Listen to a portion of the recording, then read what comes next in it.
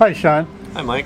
I'm here with Sean. I know, Sean, that you can't really speak to your successful lawsuit against the Archdiocese for wrongful termination. So I'd like to talk a little bit about unemployment for teachers that work for the Seattle Archdiocese in the western part of the state. Were you eligible for unemployment? Absolutely not. In fact, I am able to talk about my lawsuit with the Archdiocese of Seattle. I just can't talk about the dollar amount for the settlement I received. Oh, okay. So, and by the way, I received everything but an "I'm sorry." And that's what you were asking for, an apology for the... Oh, absolutely. You know, the church teaches that you say you're sorry when you've done wrong, and you go and you make restitution. Well, they made restitution with me, but they didn't say they're sorry, and I know they're not going to. So that's another reason why I choose not to go back to work for the Archdiocese of Seattle as an employee, is because of the way they treat their employees. So it's like crap. So when you were terminated, did you apply for unemployment? Not only did I apply for unemployment, I also applied to get my old job back, and I got neither. I didn't realize until after I had lost my job that the church that I worked for, St. Paul's Parish in Seattle, didn't contribute to unemployment. I wasn't told that either in my employment application, in my contract, or even in my interviews that I had. I had more than one. And it was never posted in the faculty room. And I later found out when I went all the way to an unemployment judge that that's what they were most interested in, was whether or not the church followed the law in regards to posting full disclosure to employees as to whether or not they get unemployment or not. The church, after I did some research with my attorney, would come to find out that in Seattle, the umbrella organization, which is the nonprofit corporation of the Archbishop of Seattle, they have several for-profit as well as nonprofit corporations under their umbrella. And the church schools that I belong to were part of the nonprofit area of the umbrella. Therefore, not only is the church self-insured because they have so much money, but they are not they're not made to pay an unemployment. They opted out of doing that because they felt that they had enough in their coffers to cover any wrongdoing that might come up. But as I understand it, dioceses or archdioceses have the choice whether to declare themselves exempt from contributing to unemployment. Is that correct? Yeah, according to what I heard from the unemployment judge, that happened years ago, like in the early 70s. They had the option when they were renegotiating and the state made new rules that they could say yes or no to paying in unemployment. They chose not to. So the new bishop could decide for the people who work for him to contribute to unemployment. Oh, absolutely, right? At any time. Yeah, they could turn that switch on in a moment's notice. So why do you think they're not? Money.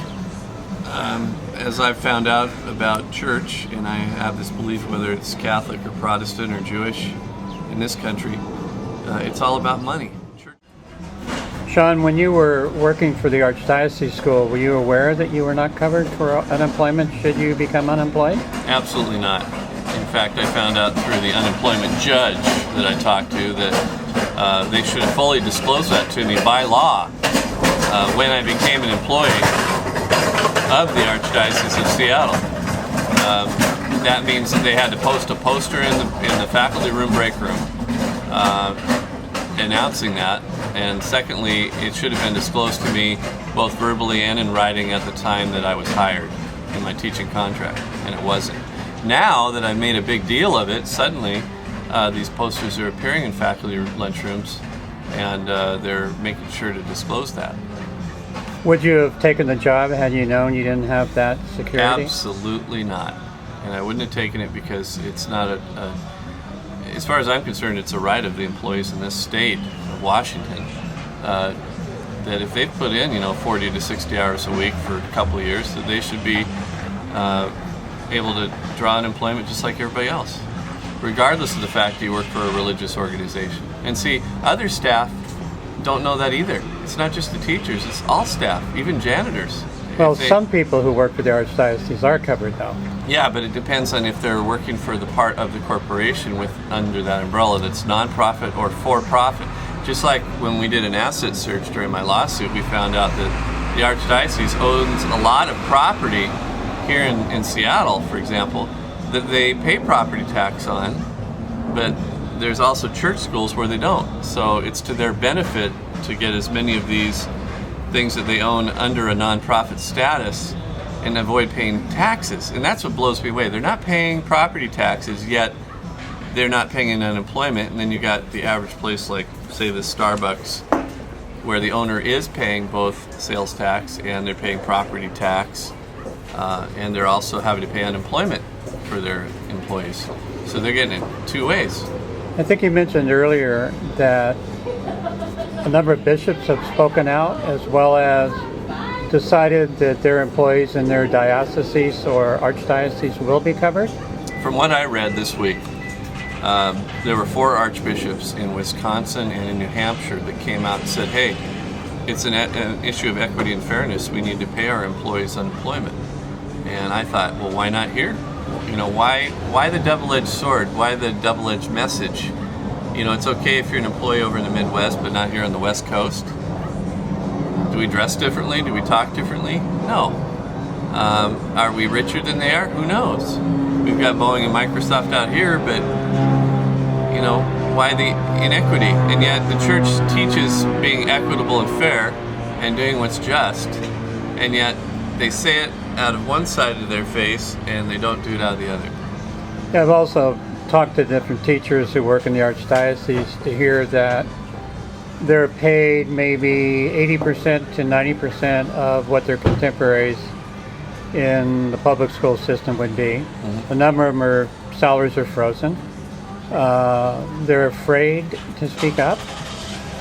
Or even to form a union. Mike, it's union wages versus non-union. The churches don't want unions with teachers and staff because it's going to cost them more money. Yet, again, I go back to the tax issue. They're tax exempt.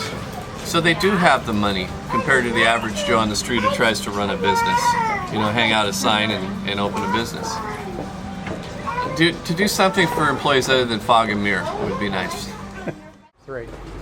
Okay, well, basically, when I got into this lawsuit with the Archdiocese, it was over whistleblowing, and I discovered that they had something called a canon law process, and I asked them where the canon was. What were you whistleblowing about?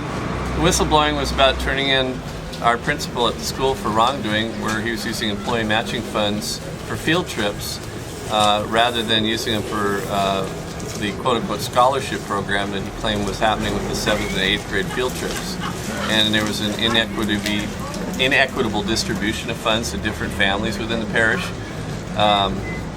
And then some of the money was also placed into his pockets. So I discovered the wrongdoing and turned it in, and the church decided to cover it up. And in the process, they fired me because I turned it in and they wanted to keep it quiet. And so then you went forward with a lawsuit. How often were you in court? I didn't want to get into a lawsuit, first of all. I turned it into them and said they need to get their archdiocesan attorneys down to the parish and get this mess cleaned up before it went public. Because if I heard about it as a new teacher, you could imagine what parents were talking about in the hallways, and then somebody from the press would pick up on it, you know, fairly soon. And so what I did was I turned it in, and they started to cover up. They lost a huge source of income because of it from Boeing and from Microsoft and other companies in the Puget Sound area that were being basically bilked, lied to. And eventually they retired the principal after they fired me. And I had worked with my attorney all year long to try and make sure I kept my job. And I did keep it until the contract was over, and then they said they didn't need me anymore. Well, of course they didn't need someone tattling on them, even though they taught me that that's what you do. If you see something wrong, you turn it in. You know, the old act of omission, act of commission, you're guilty if you turn your back versus if you were the one who stabbed the person in the back. You know, anyway, bottom line is the church believes it's above the law. And I went into a secular courtroom, meaning the regular King County Superior Court, and I explained that I had been fired wrongly and I wanted my job back, and that I had turned in wrongdoing, and as a whistleblower I was protected under Washington state and federal law, didn't matter to the church. They figured they could outspend me, and as long as they threw money at the problem, that I'd probably go away. Anyway, they made the wonderful mistake of allowing their attorney to disclose the audit that they had conducted to me without me signing a non-disclosure agreement, and so I was able to send that to the press and to parents in the parish, and suddenly the cat was out of the bag. They couldn't hide the wrongdoing anymore, and the parish owed over $200,000 back to Boeing, and they're still in the hole, and the IRS is still investigating. But the bottom line is they use this thing called ministerial exception to try and shut down my voice by saying that I was a Catholic school employee and critical to the mission of the church. Therefore, I was subject to canon law and canon discipline. The secular courts had no right to intervene in their business and tell them how to run their schools and how to treat their employees. And I disagreed. And this was in the courtroom?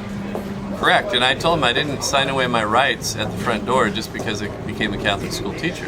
So what did the judge say when their attorneys The judge was all over it. He said it's pretty right? one-sided. He said even when you sign a contract, it should be full disclosure, and it's pretty one-sided. Mr. Taeschner wasn't doing any wrongdoing. He's a mandatory reporter as a state-certified teacher, and since the Catholic schools agree to let the Washington State Superintendent of Public Instruction monitor what's going on in the schools, because they certify the principals, they certify the teachers, that they had every right to step in and see what's going on. And the church says, no, you don't. We're a private school. And he says, yes, they do. They're mandatory reporters. They're there to protect kids first. So that ministerial exception, do you think it's gone? Oh, hell no, no. I was the only teacher in the history of the Archdiocese of Seattle to stand up and get it all the way to 2 appellate court decisions. And they stopped before it became case law. Because the church stopped. It's a weapon. It's a weapon that they use very effectively against staff anywhere in the Catholic schools and Protestant and Jewish schools across the United States. If they can say, no, you are our property, we have a right to tell you what to do. In fact, we're so large, we have our own court system, we have our own judges, we have our own attorneys, etc. I laughed at them. I said, well, that's like the Nazis. You know, they had their own judges and they had their own lawyers, and after a fair trial, you'd be shot immediately. Well. Sean, do you have any suggestions for what teachers can do in this climate where fear pervades, to find some kind of equity in salaries as well as protection should they become unemployed? Well, in my opinion, people need to form unions in the Catholic school system, and it's not just teachers, it's all staff. Unless they have the ability to really sit down and analyze what's going on in this country right now, with all the union busting going on, with the fact that unemployment will only last, 99 weeks, and then once it's exhausted, that's it. Or family savings is gone, or if you don't have a support system such as family to fall back on, we'll all be homeless. We'll be living in tents on top of pallets somewhere, and that's not comfortable, especially in winter. Within walking distance from where we're sitting, actually. Probably next to the Union Gospel Mission or something like that, yeah. Now, there's a tent city not far from where we're sitting, about 105 people. I don't doubt it. I don't doubt it at all. I bet at least one of them's a ex-Catholic school employee. Yeah, people need to unionize, and people are starting to see that now. They're starting to wake up. You know, don't wait till it's gone. Don't wait till, like Joni Mitchell said, pave paradise and put up a parking lot. That's what's happening.